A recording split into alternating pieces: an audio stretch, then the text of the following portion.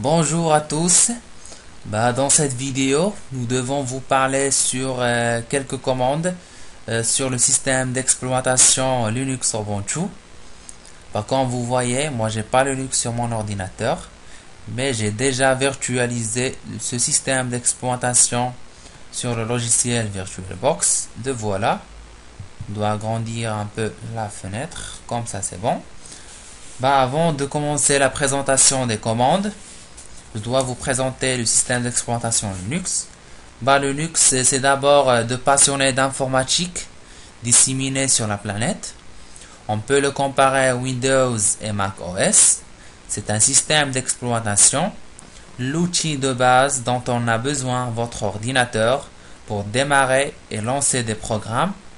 Tous ces passionnés collaborent ensemble pour l'améliorer et faire évoluer, et ce sur leur temps libre.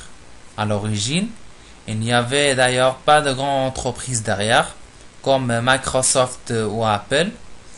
Les choses ont cependant bien changé depuis les débuts de Linux dans les années 1990, alors qu'il s'agissait initialement d'un outil un peu complexe et obscur. Il est progressivement devenu de plus en plus simple à utiliser, au point désormais de rivaliser de simplicité avec ses concurrents de toujours, Windows et macOS. On a vu naître plusieurs entreprises autour de l'écosystème Linux, Red Hat, Mandriva, Canonical, etc. On le sait peu, mais Linux est aujourd'hui omniprésent sur le web. La plupart des serveurs qui font tourner les sites web fonctionnent sous Linux. On le retrouve aussi sur les téléphones mobiles Android. Le système d'exploitation pour Google est fondé sur Linux. Maintenant, on passe à voir les commandes. On clique premièrement sur le bouton application. On écrit sur cette barre terminal. Il est déjà écrit. On clique là-dessous sur terminal.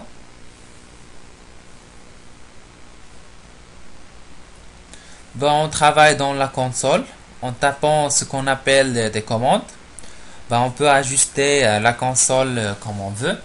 Par exemple, on doit changer la couleur de l'arrière-plan pour mieux visualiser les commandes qu'on devra écrire.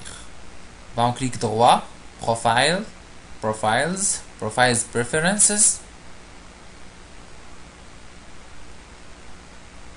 Il nous donne une fenêtre. On clique sur Colors.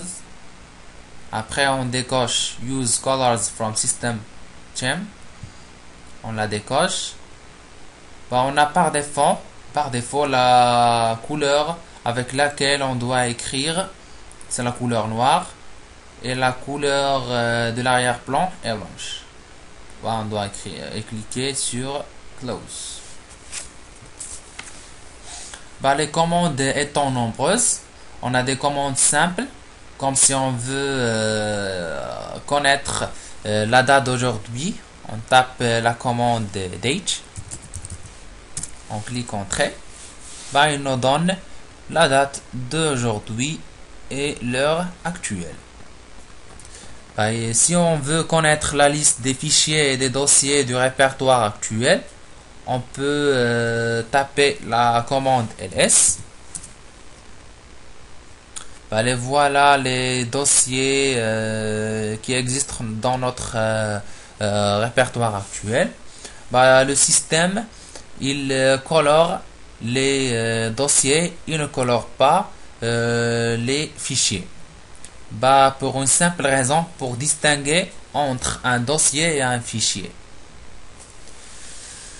On peut ajouter à la commande ce qu'on appelle des paramètres, et les paramètres sont séparés par un espace.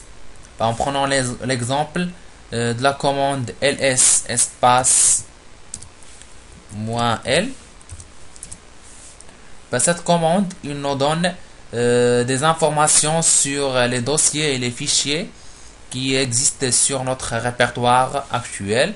Par exemple, il nous donne la capacité de ces dossiers ou ces fichiers et la date de modification.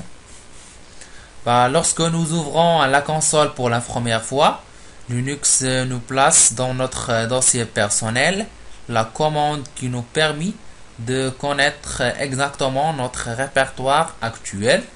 C'est la commande pwd.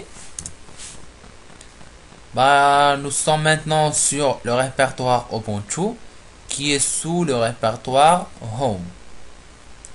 On peut créer de nouveaux fichiers sur notre répertoire actuel avec l'utilisation de la commande touch et suivi du nom du dossier qu'on veut créer. Par exemple, on l'appelle ETE2. On clique sur Entrée. Pour voir notre fichier, on doit exécuter la commande ls encore une fois. Le voilà notre fichier. Il n'est pas coloré comme j'ai déjà dit car c'est un fichier. Il est maintenant sur notre répertoire actuel. Et ce qui concerne la création des nouveaux dossiers sur notre répertoire actuel, on utilise la commande mkdir suivi du nom du dossier. On l'appelle par exemple ESTS.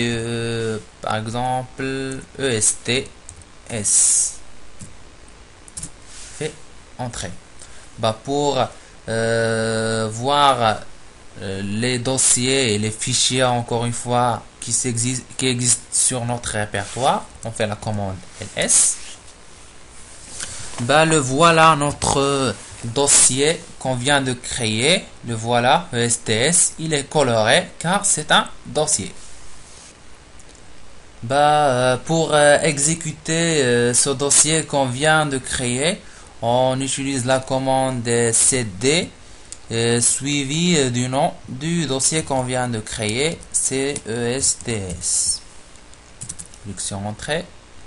Le voilà, comme vous voyez, maintenant on est sur le dossier ESTS.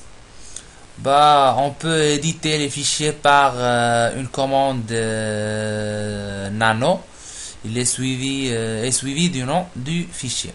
La première chose à faire, c'est de remonter de ce dossier ESTS premièrement. On utilise également la commande cd. Le voilà, on n'est plus sur le dossier ESTS. Maintenant, on utilise la commande nano suivi du nom du fichier qu'on a déjà créé, ETE2. Le voilà. Maintenant, on peut écrire ce qu'on veut dans ce fichier. Par exemple, on doit écrire par exemple l'école supérieure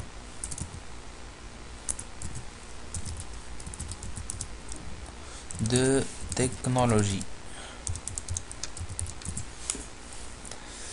On enregistre les modifications par CTRL-O. On fait Entrée. Et on quitte par CTRL-X. Le voilà. Pour afficher le contenu de ce fichier, on utilise la commande more et suivi du nom du fichier, c'est ETE2. Clique Entrée. Le voilà le contenu, c'est l'école supérieure de technologie. Pour copier un fichier sur un autre dossier, on utilise la commande cp. Cette commande doit être suivie du nom du fichier, c'est ETE2 par exemple. Le nom de fichier doit être suivi du nom du dossier où on veut copier. Par exemple, on copie dans le dossier ESTS. On clique sur Entrée. C'est bon, maintenant notre fichier est copié dans le dossier ESTS. Il y a une autre commande aussi pour déplacer un fichier sur un autre dossier. On utilise la commande v suivi du nom du fichier. On prend notre fichier ete2, puis le nom du dossier où on veut déplacer. Par exemple, on prend un de ces dossiers qu'on a déjà. Par exemple, on prend le dossier document.